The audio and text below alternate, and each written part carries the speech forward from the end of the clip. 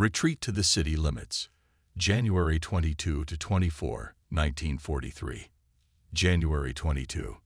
Merrick's task was to establish immediate communication with us as soon as we arrived at our new positions. I and my comrades headed back, tormented by many troubled thoughts. I cared little for the few weapons and ammunition we had left.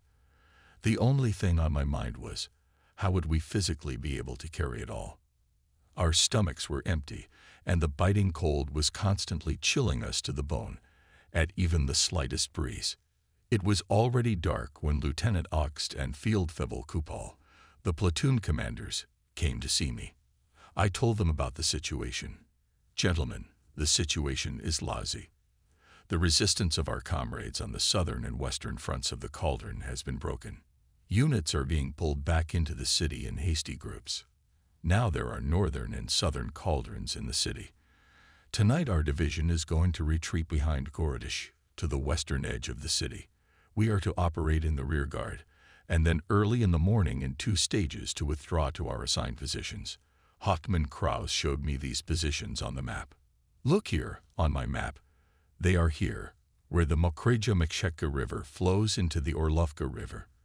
The front line here is almost at right angles and runs first from west to east and then from north to south. Thus, we are to withdraw in an easterly direction to the northwestern outskirts of the city. Do we have any comrades who can no longer move unaided? No. Good. And encourage the men so we don't have any stragglers. The soldiers will march in pairs, as we did the last time. Whoever falls behind, we won't pick him up and he'll freeze to death. The head of the column will move at a pace that everyone can manage. Herr Oxt, you will stay at the rear of the column. I'll go ahead and make sure we don't go off the road. Any questions? Oh yes, the withdrawal will begin at 600 hours, so that before dawn we can cover a sufficient distance to prevent the enemy from following us. So see you tomorrow. January 23. At last the night passed. At 6 o'clock the soldiers set out. They presented a spectacle that would have caused laughter if the situation had not been so serious. Barely recognizable figures huddled in the remnants of their uniforms, which gave the bare minimum of protection from the cold. My soldiers had the only machine gun left, which had formerly been in service with the heavy machine gun company of our former battalion. The machine gun's machine tool was damaged, and we left it in its old position. The second machine gun was damaged by shrapnel. Our arsenal consisted of rifles, several P-08 parabellum pistols, and some ammunition. In addition, we still had 10 to 12 pieces of hand grenades. Eggs. Slowly, so that everyone could keep up, I and the company's control section were figuring out the best route to take. It was easy to make a serious mistake when the whole surrounding landscape was covered with deep snow. We didn't make any rest stops until I concluded that the enemy could no longer observe us. It was still calm, thank God. It was some time, however, until Lieutenant Oxt came up with the stragglers. It was difficult to recognize our own comrades. We had to get up close and exchange a few phrases to make sure we were talking to them. Helmets and helmets were pulled so deep over the head that only the eyes were visible. As these brave executive soldiers stretched indifferently in the snow, recovering their breath, I said a few words to them. I told them that we would stop more often, but only for a short time, so that the sweat of the body would not have time to freeze. And so we wandered further east into the city, a rearguard that could be called anything but that. Nevertheless, we had accomplished our task. We reached the heights when it was already getting dusk. From about 8 kilometers to the outskirts of the city, we managed to walk about 4 kilometers in a straight line. We were all completely exhausted. 3 old shelters were discovered in the hillside. It must have once been occupied by a rear unit or communications personnel. We didn't know that. The shelters were covered with snow and a layer of ice on the inside. I decided that this is where we would spend the night. Some of the soldiers were ready to literally collapse from fatigue. I assigned 2 soldiers to guard. The sentries were arranged in 4 half shifts. They were to go from dugout to dugout. Oxt, Kupel, and I also divided the night among ourselves into shifts. Everyone huddled together like sardines in a jar and warmed each other with the little warmth our bodies provided. Soon the fresh snow covered our tracks, and I let the sentries take cover. More than anyone else, I realized that all our destinies were in God's hands. I was ready to accept patiently what was in store for me. January 24. It was light outside. Someone at the entrance had pulled back the tarpaulin that provided some protection from the cold outside. It was snowing. Overnight we had been snowed in enough. Today, January 24, the sky was clear and cloudless again. We dug ourselves out of the snowdrift and began to keep eastward again. The deep snow made it very difficult for us to go forward. There was not a soul anywhere as far as the eye could see. Today we were supposed to reach the town. We all had to endure a night that seemed endless. The deep snow had protected our shelters from the frost. But now, with the clear weather, we felt it again in all its severity. We could not move as straight as we would have liked. The many funnels filled with snow made us constantly veer off to the side, which made the path very difficult. If my watch showed the correct time, it was just past noon. On a level ground that appeared in the snow, as if by order, we stopped again for a rest. We endeavored to keep somewhat apart one from the other, so as not to form a crowded group. Suddenly Pavlik, who possessed the vision of a kite, pointed in the direction of the still invisible town and exclaimed, "Herr Hauptmann, look over there. There's a huge flock of crows. And where crows fight, there must be something edible." He was right. Crows were squabbling 300 to 400 meters away from us. They soared into the air and dive again at some dark object. I could see it clearly through my binoculars, but I could not distinguish what it was. "Shushko, go over there. Take Nimitz with you. Let's see if your assumption holds up." They both waded through the snow. The hope of finding something edible drove them forward. They both came back after about half an hour. The walk was worth it. They found a ruined container, one of the ones we had been dropped from the air, with more than 30 loaves of bread in it. Some of the loaves had been pecked by crows, but we were not angry with them for that, for otherwise nothing would have attracted Pavlik's attention. I thought of the other comrades in Cross's group, and then of the order from the army command that the dumped containers were to be given away. I kept 10 loaves and divided them among the soldiers. The rest were collected by Dittner and 2 soldiers. They were to take them to the Kraus Group's CP, and then stay there and wait for our arrival at the new positions. After that, Merrick would bring them to us. The bread was so frozen that even the most thoughtless could not bite into it. We put pieces of bread in our pants to thaw and warm it there. The last loaf was just being cut to pieces with a bayonet when a scream was heard. Russians from the front. I looked through my binoculars and decided that I must be dreaming. About 1,000 meters ahead, a black living wall was moving towards us. I looked there again to make sure I wasn't crazy. No, that's right. In a strip of a good 100 meters, several rows of Russians were advancing with bound hands, one after another, and straight in our direction. They were followed by several figures scattered across the whole width of this long line. Those kept at a distance of about 30 or 40 meters one from the other and clutched automatic rifles in their hands. Together, they were at least 400 men, but it could have been 600 or even 800. I had no idea exactly. Were they convicted or released Russian prisoners? Whatever the case, this wall of people was moving, and they were all heading straight toward us. My soldiers took cover in the snowdrifts and stared at what seemed to all of us to be a figment of imagination. What was I supposed to do? All our armament consisted of 1 machine gun. Other than that, we had nothing but carbines, a few assault rifles, and the rest of our personal weapons designed for close combat. In addition, there were 08 pistols and a few hand grenades, which we called balls. Imagine what would have happened if we had even one of those legendary MG-42s about which we have heard so many amazing things. Then everything would be clear. Let them get within 200 meters, and then Fire with self-selecting targets. Nevertheless, I decided to open fire as early as possible. When we opened fire, there was still about 800 meters between us and this wall of people.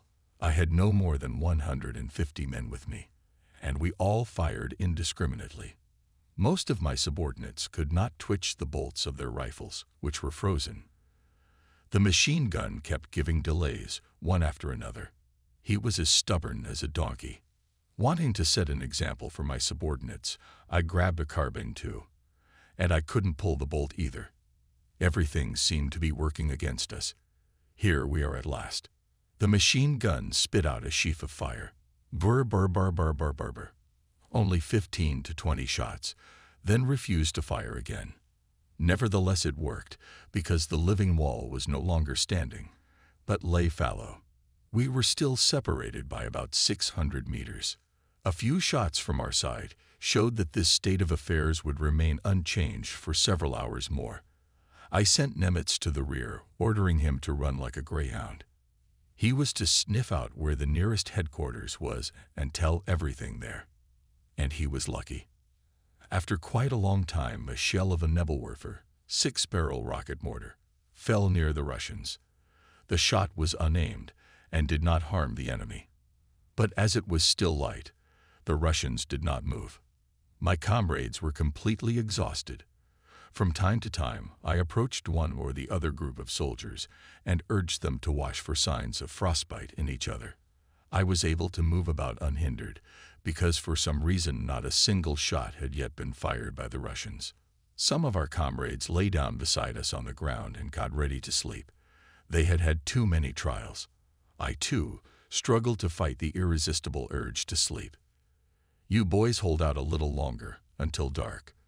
Then we'll move on to new positions, and you can get some sleep.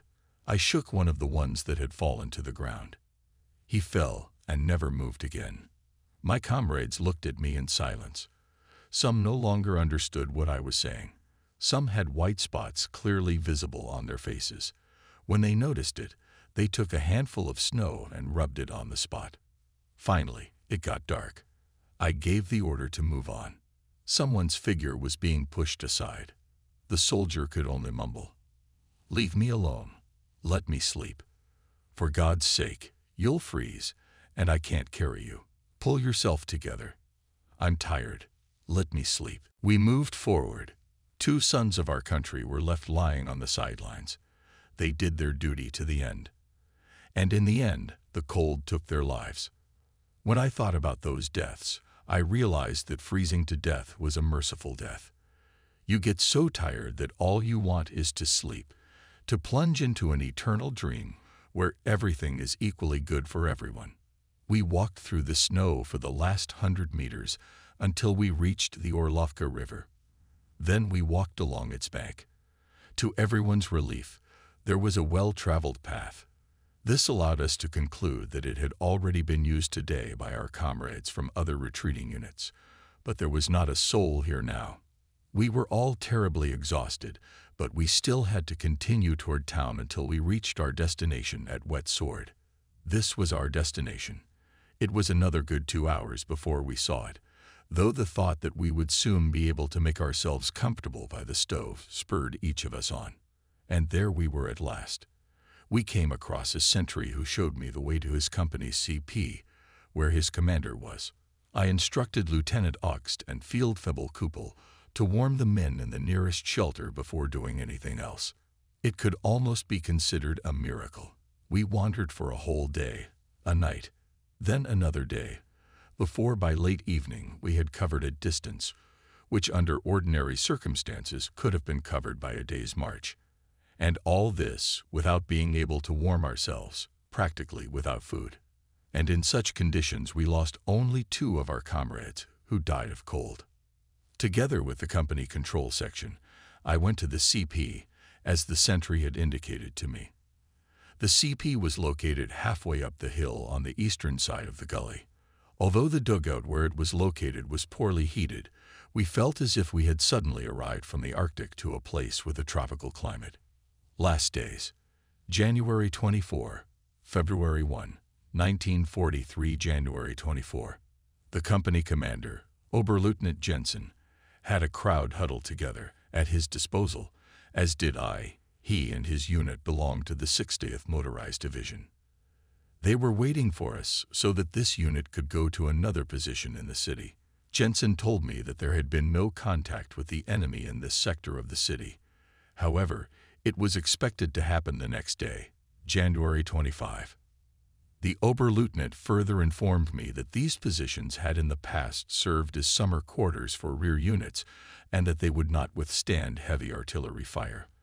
While we had been fighting our way eastward all summer, these shelters had fulfilled their role as rear fortifications, but now that we were holding our defenses to the west and north, they had suddenly become forward positions, being an open area on all sides. To the enemy here, the doors were opened from every direction, so that if he chose to attack us during the day, we would be trapped like a mousetrap. If fires were lit during the day, they would also give away our location to the enemy, and that would mean the end of all our hiding places. Oberleutnant Jensen also reported that for 2 days now he had had no contact with his neighbors on the right, because the soldiers from that section had moved further into the city. In any case, they were a hodgepodge of different branches of the army and a mixture of different uniforms. I asked Jensen to hold off advancing his company until morning, as it was imperative that we all get some sleep. He consented. Soon afterward, we all fell into a deep, almost dead man's sleep. January 25.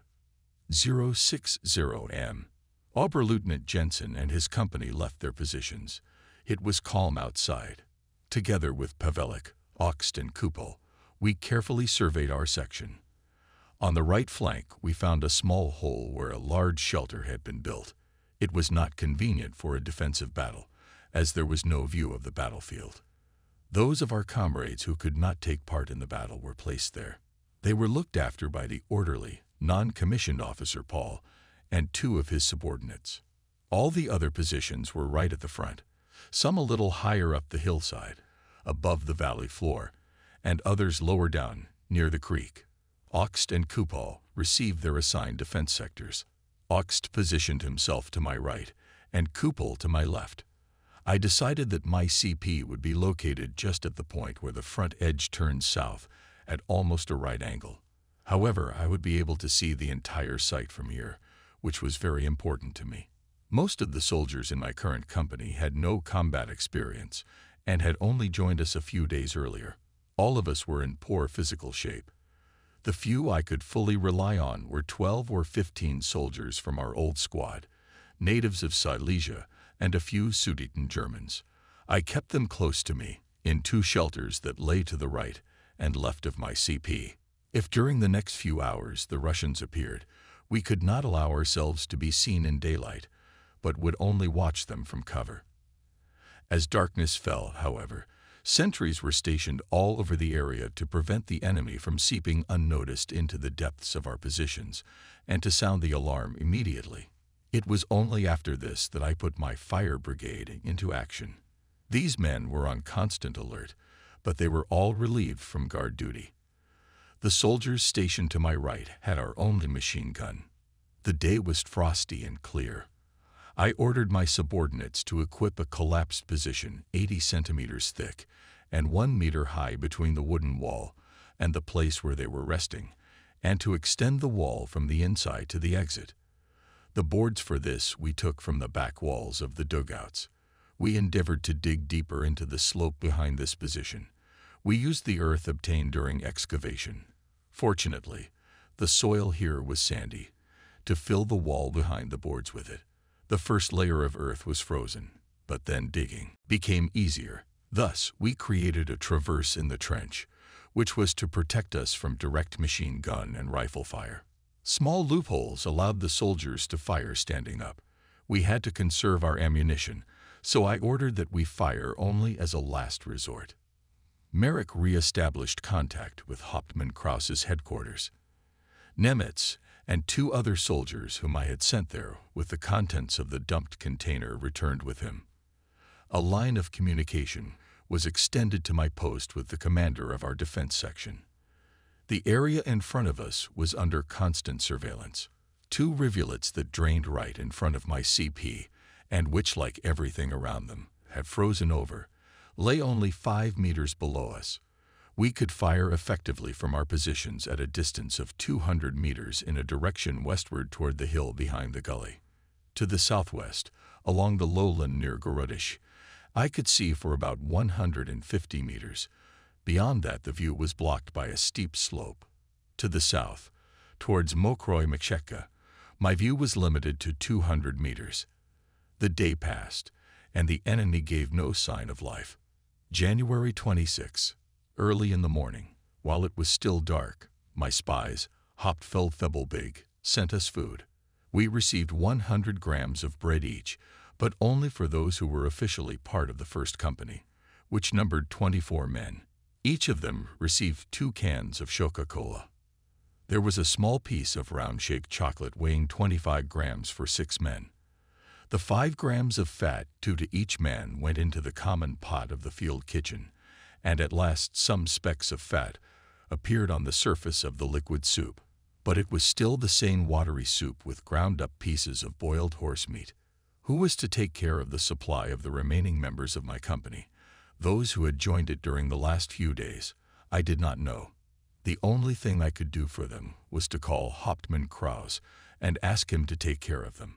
I had no idea where Big and the field kitchen were located, nor did I know the location of the commander's CP over the units in our section. We were totally dependent for supplies on our comrades who had taken refuge in burrows somewhere in the ruins of the city behind us. The first Russians appeared closer to noon.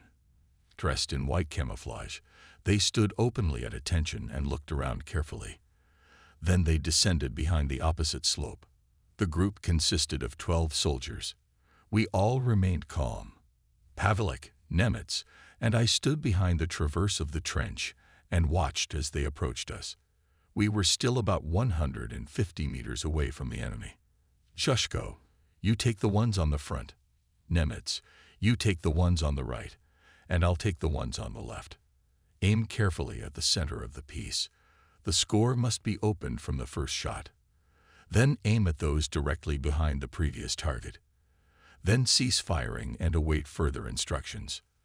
Try to coordinate your fire as much as possible. Our weapons were kept in good condition. Are you ready? Ready. Fire. 3 rifle shots shattered the silence of our hiding place. 3 soldiers who had pulled ahead of the others in the group approaching us were hit and ducked into the snow. The others immediately threw themselves to the ground, but they all made good targets on the slope ahead of us. We quickly pulled our bolts. Next. Ready? Fire. Our rifles briefly rippled again, and again we all hit the target. The remnants of the enemy group rushed back behind the hill as quickly as possible. So we were back in contact with the enemy. The enemy now knew that the Germans, as they called us, were holding defenses in this area. Henceforth, he would be more cautious, because we had made him realize that we were still on guard. I reported the incident by telephone.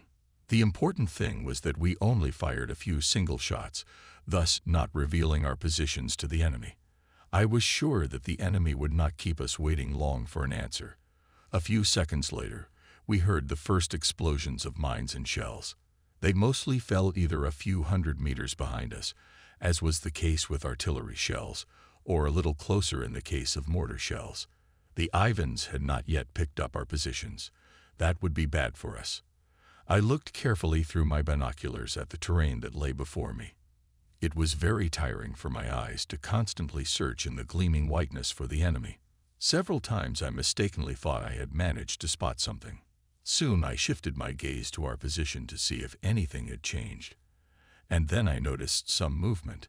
It was hard to see that figure in the snow because it was also white.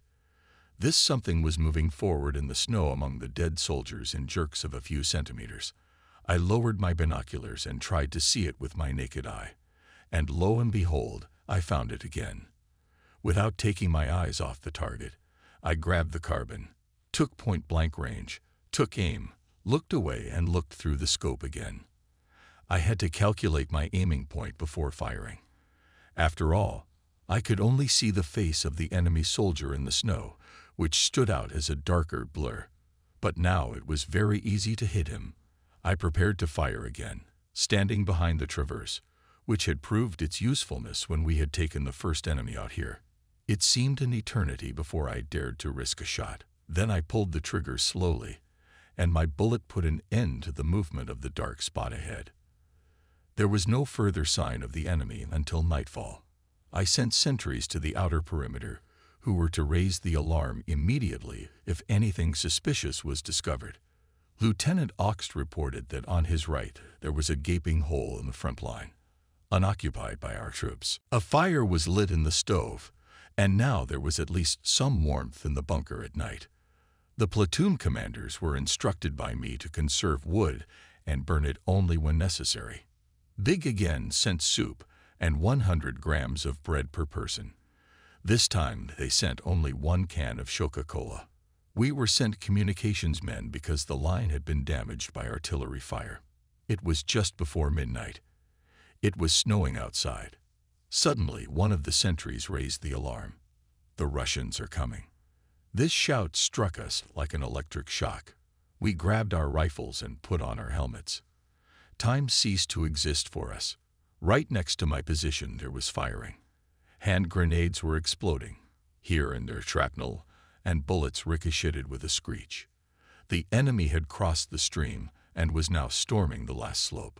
My comrades defended themselves desperately. Even the out-of-service men came into position, who also fired at the enemy. Herr Hauptmann, look over there. They're already in our rear. A brief glance back confirmed that Pavelik was not mistaken. 6 Russians were running down the slope behind our positions. They still thought no one could see them. The last machine gun with a drum magazine was placed right at the front line and opened fire on the Russians who were bearing down on us.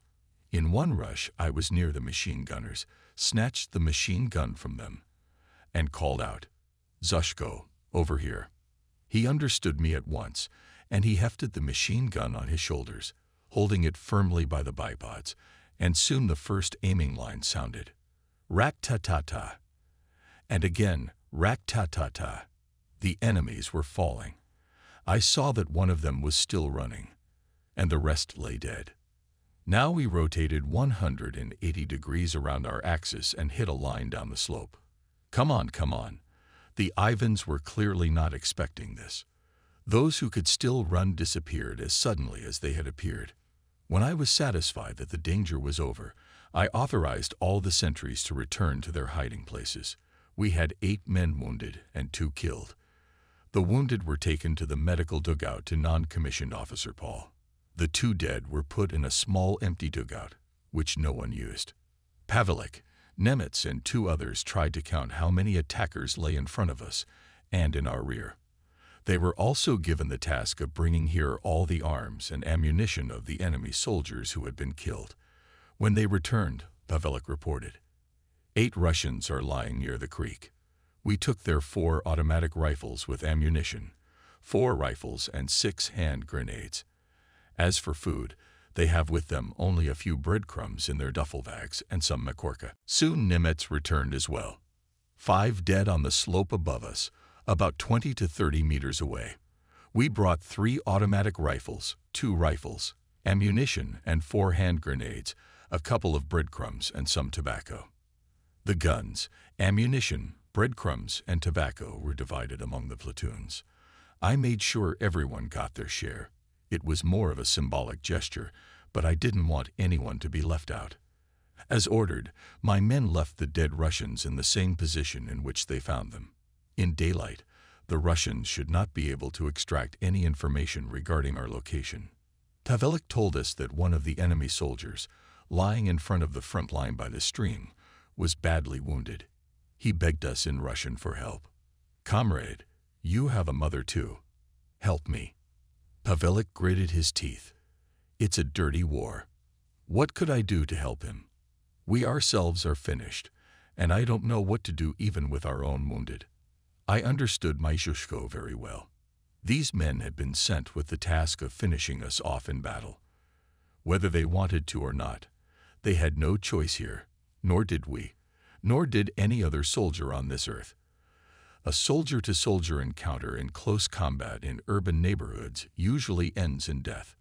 But when you talk to your perceived adversary, you find that your sense of humanity toward others has not died in you. Human sympathy in your soul for human creatures, pity for them. Anyone would like to help them, but cannot do so because duty to one's own comrades does not allow it.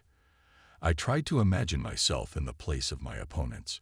It didn't take much imagination to realize that the bend where my CP stood was at an important mark on the terrain for the defense. The enemy had correctly determined that here was the most important point for the defenders. The 7 men he had lost killed in recent days indicated that those defending it had no intention of conceding it without a fight. So at night, with 2 assault groups, he tried to accomplish what he had failed to do during the day, the first group advancing along the front, diverting our attention, while the second infiltrated through the unoccupied area to the right. And this plan almost succeeded, if it had not been for Pavlik, that good fellow who detected the enemy at the very last moment. When telephone communication was re-established with Hauptmann Cross's headquarters, I reported a surprise night attack and a successful battle in the defense. January 27. The rest of the night passed without incident. The sentries returned to their posts after dawn. The lights were out. There was nothing to suggest that in these unsuitable shelters, the German soldiers had organized defensive positions, soldiers who were thinking with heavy hearts about their future, but who were ready to defend themselves to the last. From time to time, we took turns at observation posts. The concern that we might be taken by surprise kept me awake for long periods of time. I knew that my subordinates were watching me, so I could not show signs of weakness. My sense of responsibility kept me going and gave me the strength not to fall into despair. I spent most of my time with both sentry observers, looking at the terrain in front of me through binoculars. I counted the dead soldiers who had attacked us. There were 15 of them, and 5 more lying on the hillside behind us, for a total of 20 bodies. Artillery and mortars again began their concert.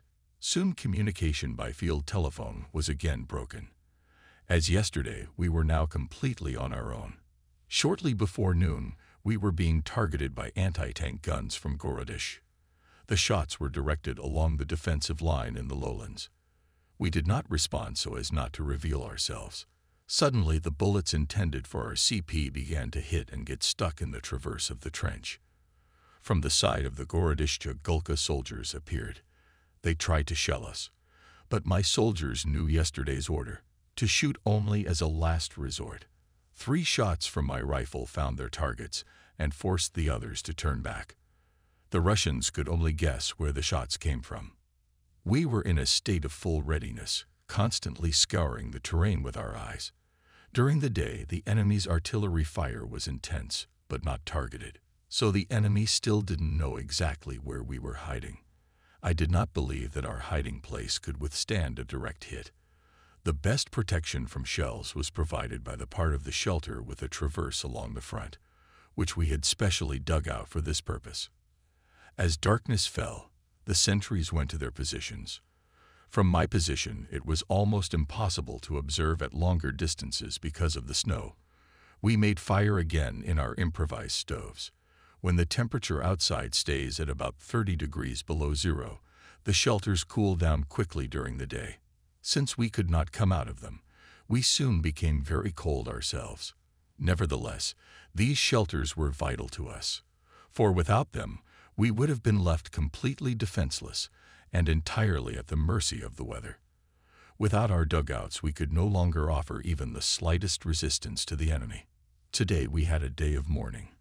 During the shelling from anti-tank guns at noon, an Oberfreier in the shelter on my right was mortally wounded by shrapnel. He had formerly served in the 8th Company of my old regiment. Pavlik and I came to say goodbye to our brave comrade.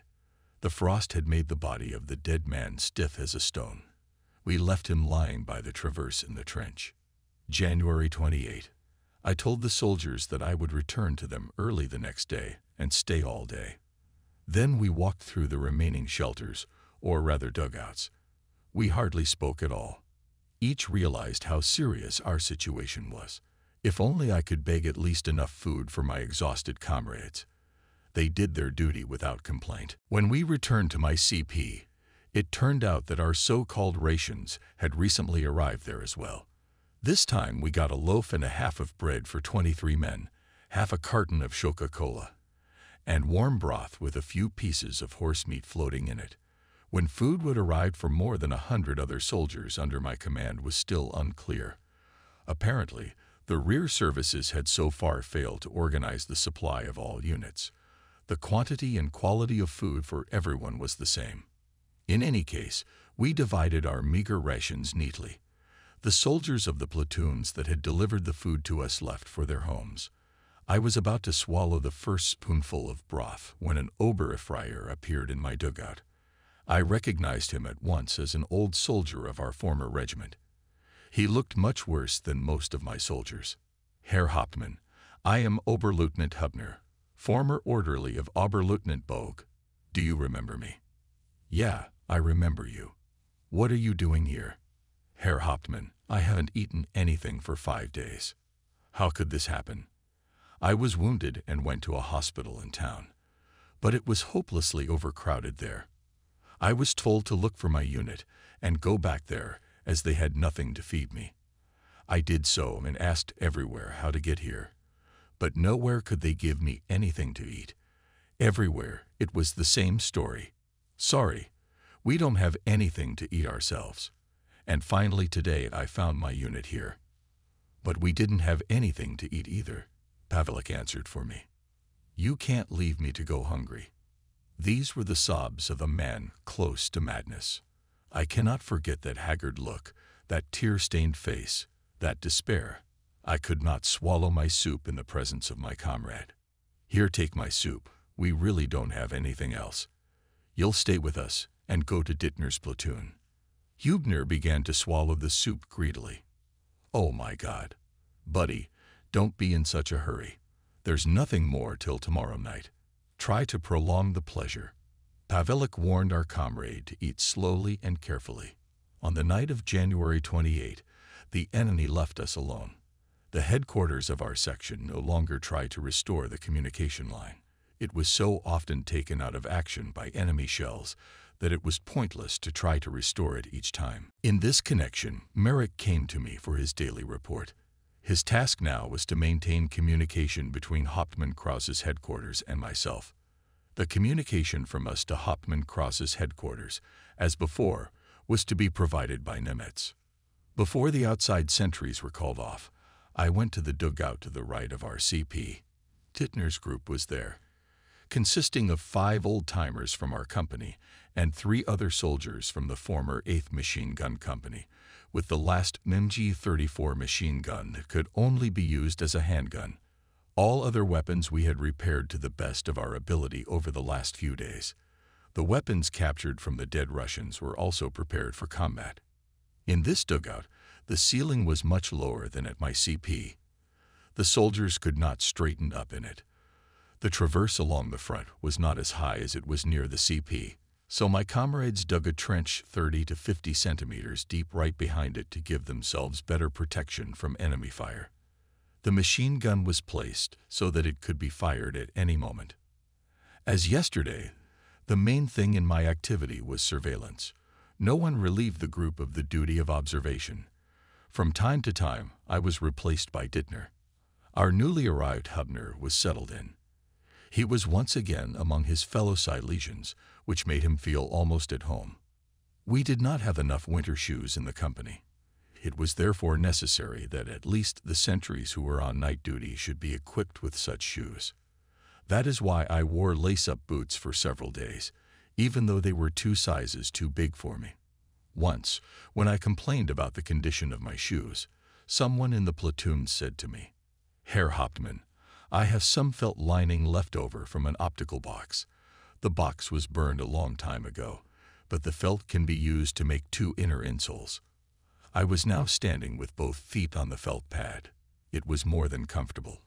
I put the newly made felt insoles in my shoes, which made them warmer. While keeping watch, I was constantly counting the dead bodies so that I could notice in time if anything changed with them. We had to assume that the enemy might resort to any of the known tricks. The observation post where I was now located provided a somewhat wider view to the left. As yesterday, I could hear the rumble of the enemy's heavy weapons. Today, for a change, our positions were being treated, as if obliquely, with machine gun fire. As always, we did not respond and only increase our attention and observation. I only fired my rifle twice today. Our number of dead was steadily increasing. We stacked our dead comrades in the front trench, in its far corner, near the traverse. The small amount of heat that our stoves gave did not reach that far. There they lay, hardened, and their corpses could not be touched by decomposition. When it got dark, I returned to my CP. The food supply deteriorated day by day. The last airfield was lost to us on January 23. The few containers of supplies dropped by Luftwaffe planes over the city arrived irregularly, and they were far short of what was needed to provide adequate food. Naturally, this poor state of affairs did not help to boost morale. A sense of helplessness, of uncertainty about what the future would bring, fostered a defiant determination. We wanted to sell our lives as dearly as possible. The comrades who took food to their platoons almost never said anything as they walked away with measly portions. That night we got a loaf and a half of bread, a box of Shaka-Cola, and liquid soup. And that was all we were given to satisfy the hunger of 23 grown men. After swallowing my small portion, I made an inspection, starting at the post on the left.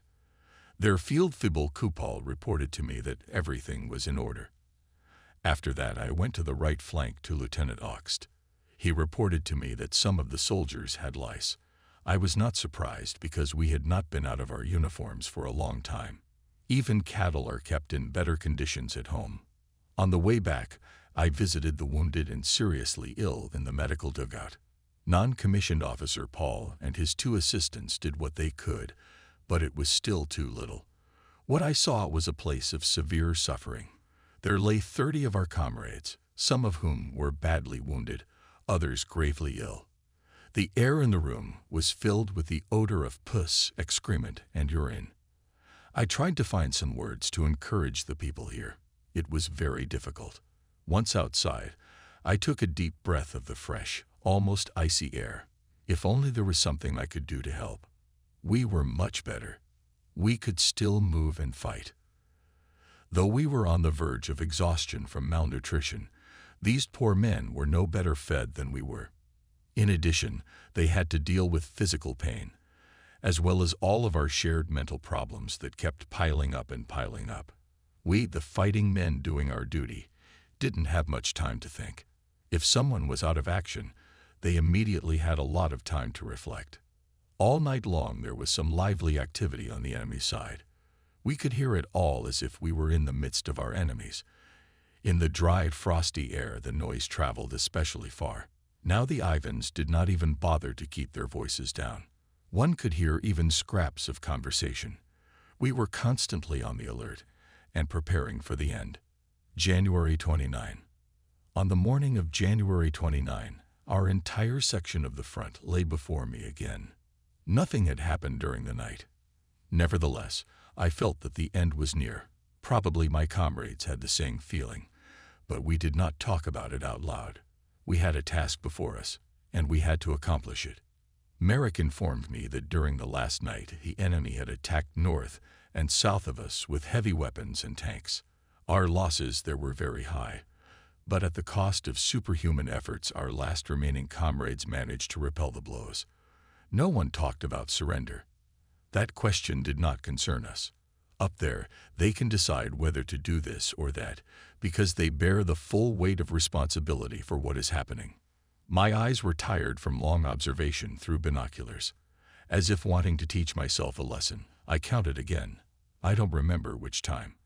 The bodies of the dead enemies around us, and on the front in front of us. There were 23 of them. One single tank would have been enough to blow apart the frontier we were desperately and hopelessly defending. Instead, our opponents, wasting time, again and again sent infantry against us. They were in no hurry to take their chance. But in the long run, it was unlikely to make a difference. A handful of still fighting soldiers means nothing at this stage of the battle. The once proud and victorious army continued to hold on, but everyone felt that it was already over. The Russians allowed themselves to stall in the same way. Because nothing happened in my section on January 29, we did not know how things were in other areas, especially in the southern cauldron, where our commander Paulus was. We did not know whether they continued to hold the defense there. Our rations were cut back again. 1 loaf of bread and 3/4 of a carton of Coca-Cola was sent for 23 men. Only warm broth continued to be sent in the same quantities because there was still plenty of melted snow. But now we had to make an effort to find specks of fat and bits of horse meat in there. My soldiers did not hold a grudge against me. They went on with their duties without reproach because they saw that I, too, was doing my best and did not stand out among them. In those last days, camaraderie was not just a word for us. We actually lived it. I think that only someone who has experienced the same or a similar situation can know the true meaning of the words comrade and comradeship. Each person showed his or her own essence. Nothing else mattered. Neither rank, nor common empty phrases, nor the slightest benefit. Only the unconditional responsibility of a particular person to those around him. January 30. Today, January 30, the Third Reich celebrates 10 years of existence. At the time it was created, I was only 14 years old, and I participated in everything with enthusiasm and sincere faith. At the age of 18, I volunteered for the infantry. I believed in the future of my people, and I still firmly believe in it. If our actions and sacrifices help to prevent that red string called Bolshevism from reaching Europe and its peoples, then these actions were not in vain. I hope that our people will survive this war. On this memorable day, the enemy decided to put on a special show for us. Everywhere, as far as I could hear from my CP, came the sound of boom. The most diverse calibers were aimed at one target, the northern boiler. And we weren't left out either. They must have seriously hoped to finish off the northern boiler on the day of January 30. All I had to do was to see if my company suffered any casualties that night in this baptism of fire, to make sure we survived it. It was clear to us that the enemy had decided to lighten his work. After having talked to us, he had left as many dead bodies on the battlefield as seemed sufficient, and yet we still had some ammunition left to play our little game. As for me, I was quite sure that I would save the last bullet for myself. But the time had not yet come for that. January 31. As it turned out, the enemy had failed to achieve their objective yesterday. Merrick reported that casualties were high, but where there were still German soldiers, they held their positions and repulsed the attack. He added, "Everyone is in a state of real despondency," and we felt about the same. Merrick had another piece of news. Our commander was promoted to field marshal. In addition, last night Göring made an address to the German people on the radio and compared our battle at Stalingrad with the battle fought by King Leonidas at Thermopylae. In my opinion, the comparison was tasteless, and I was disappointed in our Reichsmarschall. We fought as long as we could, but were already written off by our higher command. February 1. The night passed relatively quietly. As usual for the last few days, I stood at the observation post and surveyed the area as far as I could see. It felt like we'd been standing here forever. The homeland, my wife, my parents, and all the other people near and dear to me were so far away and yet so close. We have endured all these endless trials for their sake, and now we have the only choice to embark on our final journey with dignity, just as long as we don't have to wait too long. In desperate situations, there is nothing more horrible than waiting. Where can the enemy come from? From the rear. From all sides. Would he decide to starve us to death? All these thoughts crossed my mind again and again. Of course, they were stupid thoughts. Soldier, turn off your brain, click your heels. I managed to banish all my bad thoughts from my head. It was easier to bear. Once again darkness fell, And once again, nothing happened in our sector. I did not know how much longer my comrades could hold out. How would I manage to divide half a loaf of bread among 23 men? And what to do with a piece of chocolate? The broth has become more like a warm drink. Lord, let it all come to an end. As I sat there, immersed in these thoughts, Merrick appeared. Herr Hauptmann, I need to take you to Hauptmann Kraus immediately. This position will have to be abandoned. Nemitz, prepare to go with me. Zusko, Lieutenant Augst will take command of the company in my absence. Let's go, Merrick. Merrick walked straight ahead, up the slope, past my CP. I followed him. Nemitz covered the rear. Our path took us through several high rises and lowlands towards the ruins on the outskirts of the city. I memorized a few distinctive signs for myself so that I wouldn't get lost on the way back. After about 15 minutes, we came out to Hauptmann Kraus's CP. His adjutant, Lieutenant Gerlach, was still with him. We shook hands, saying hello. Kraus began to speak. Herr Hohl, we must withdraw to a new defensive line. The 60th Motorized and 24th Panzer Divisions adjacent to us no longer exist. We must accept the fact that neither on the left nor on the right of the 16th Panzer Division is covered. You will take command of the remaining men who can still fight. Bring them up to speed. Herr Kraus, what about the wounded and sick? Kraus looked at me seriously and shrugged. I was shocked. Are you saying that those who can no longer move should be abandoned? That's out of the question. Herr Kraus, I ask you to send Merrick immediately. Lieutenant Augst can move out of position with all our men. I'll go back to the front and stay there with the wounded. They trusted me and did their duty to the end. And now, in the last hours of their lives, we must leave them alone with the thought, we have been abandoned, left to our own fate. This is simply impossible for me. Herr Hohl, I understand. Goodbye, and God bless you. We shook hands, and I walked out of the bunker. Lieutenant Gerlach came out after me.